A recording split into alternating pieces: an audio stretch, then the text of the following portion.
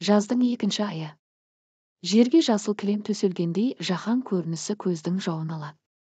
Ауылдағы күйбең тіршілік, егістік алқабындағы зорға жеткен трактор дауысы, жұмыртқалаған тауықтардың бірінен соң бірінің шақыруы, шегірткенің шырылы, ұлы дала симфониясына табылмайтын арқау.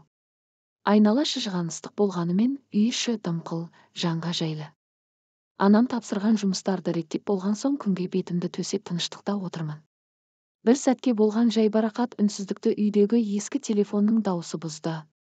Ол тұста бұл байланыс құралы көпшілікке бірдей қолжетімді емес-ті. Сананы билеп, саусағыңды меңгерген әлеуметтік желіде болмайтын. Ойымда ештеңе жоқ, тұтқаны көтердім. Құлағымды жаймен төсегенде телефонның арғы жағынан бір жылы дауыс естілді. Жүрегім дірілдеп, тілім байланардай күй кештім, хабарласып тұрған өзім ұнатқан жігіт екен. Содан не керек, хал жағдай сұрасып, бүгін кездескісі келетінін жеткізді. Иә немесе жоқ дерімді білмей абдырап қалдым. Себебі ол кезде иә деудің өзі қыз баласы үшін ұят ақ дүние. Әттең жауабыңды жазбаша түрде жеткізетін WhatsApp, Instagram желілері болғанда ғой. Өзімнің де жүрегім қалап тұрғаннан кейін барғым келді. Бірақ сол дәуірде кездесуге шығудың өзі қиямет қайым екені баршаға аян. Аузымнан жақсы, барамын деген сөз қысыла-қысыла зорға шықты.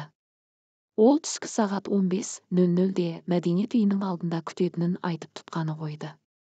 Содан не керек, қуанып толқып жүрегім кеудеме сыймай тұрса да, айнаға қараумен әлек болдым. Кездесуге шығып көрмеген мен үшін бұл қадамға бару мүлде ауыр еді. Аяқ қолым дірілдеп, өз-өзімді зорға билеп уәделі жерге келсем, жігітім мені күтіп тұр екен. Не істерімді білмей, қобалжығаннан шығар, мәдениет үйдегі шағын кітапханаға кіріп бара жатқандай кейіп таныттым. Есік тұтқасына қолымды соза бергенімде атымды атап дауыстады. Айжан, сәлем бердік. Қалың қалай? Сәлем, сен осында ма едің деп байқамаған сыңай таныттым. Иә деп жымиды ол. Мәдениет үйінің маңында саябақ бар болатын, солай беттедік. Әңгімелесе жүріп, оған ұрлана қарадым. Салмақты, ер тұлғалы, жүзі жылы, сымбатты жігіт. Қысылып, еркін көсіліп сыр шертісе алмағанымызбен қайта-қайта түйіскен жанарымыздан бір-бірімізді ұнатып тұрғанымызды жасыру мүмкін емес еді. Мені үйге дейін шығарып салуды өтінді, келістім. Сонымен біздің махаббат хикаямыз осылай басталды. Біз күннен күнге бір-бірімізге бауыр баса бастадық. Ата-анамның кездесуге кешке шығармайтынын ескере отырып, түскі мезгілде жолығуды әдетке айналдырдық. Ешқандай байлыққа айырбастамайтын сәттердің қызығында арада 2 жылдың өткенін байқамайда қалдық. Бал дәурен балалыққа қош айтысып, ол азамат болды, мен бойжеттім. Лап еткен сезім толқыны күн сайын үдеп жалынға айналды. Бір-бірімізді көрмесек тұра алмайтын хәлге жеттік. Заман жетістігі болған ұялы телефонның шыға бастаған кезі. Екеуміз де оған қол жеткізуді мақсат еттік. Адам ойына алып армандаған дүниесіне жетпей қояр ма? Ақыры оны да қоярда қоймай қолға ұстадық. Ал сосын бебеулеген құрылғы құлақтан түсірмей сөйлесуді шығардық. Менің отбасым мұндай дүниені түсінбейтін еді. Үй ішінде, дастархан басында жігіт, кездесу жайлы мүлде әңгіме қозғалмайтын. Бір күні анам жігітпен кездесіп жүргенімді сезді, не әйтеуір маған бір ұрсып алды. Бірақ махаббатқа әбден мастанып сезімге берілгенмен анамнан қанша ұрыс естісем де, қарсылығын елемедім, ақыл тәрбиесін құлағыма да ілмедім. Көзсіз махаббатым үшін маған бәрібір болды. Зымыраған уақыт-ай десеңші. Артқа 4 жылды тастадық. Қос жүректегі сыйласымдылық, зор сезім болғанымен жігіттің жүрісі өзгере бастады. Мен мектептің соңғы жылдығында оқимын, ал ол бұндағы оқуын аяқтап қала көрді. Шаһар төсінде өзге ортада ғұмыр кешіп, басқа қыздармен араласып сөйлесе бастады. Бұрынғыша күнде кездеспеген соң арамызда суып бара жатқандай. Бір күні ол әскерге шақырту алды. Кішкентай ара қашықтық қиынға соғып жүргенде бұл хабарды естіп қатты жыладым. Жылағаннан не пайда?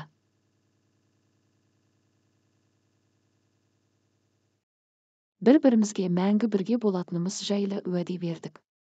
Ақ жол тілеп шығарып салдым. Оны шынайы сүйгенім соншалық, қанша уақыт болса да күтетінімді жеткіздім. Сүйген адамға ешқандай қиыншылықта, ара қашықтықта кедергі бола болмайды деп түйсіндім. Ол маған хабарласып, хат жазып тұрды.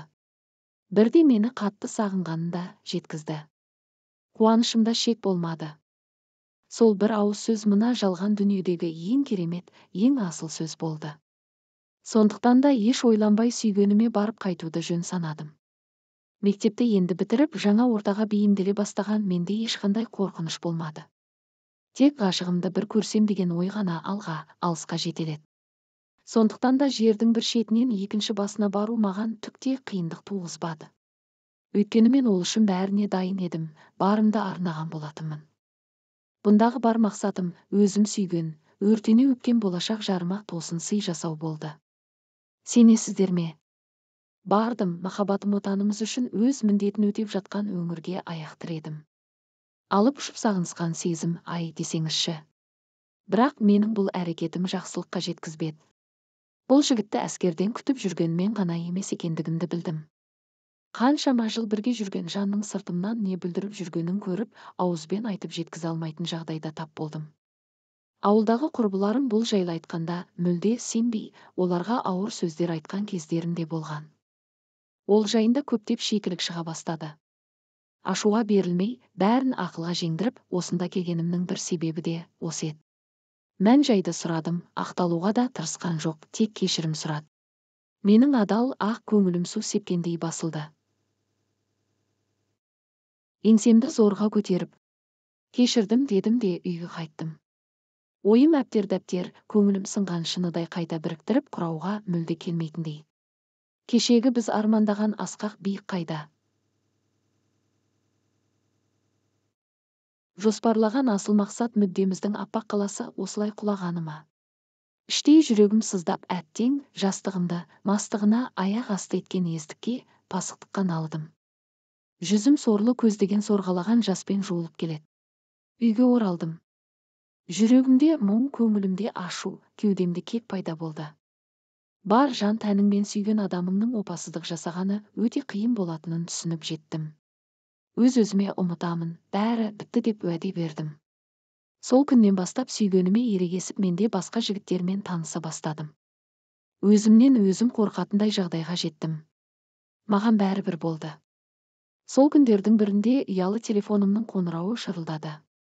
Тұтқада өзге дауыс, бөгде адам. Маған ынтық жігіттердің қатары мол еді. Солардың бірі ғой менімен танысқысы келетін айтты. Еш ойланбастан таныстым. Кездесуге шақырды, бардым.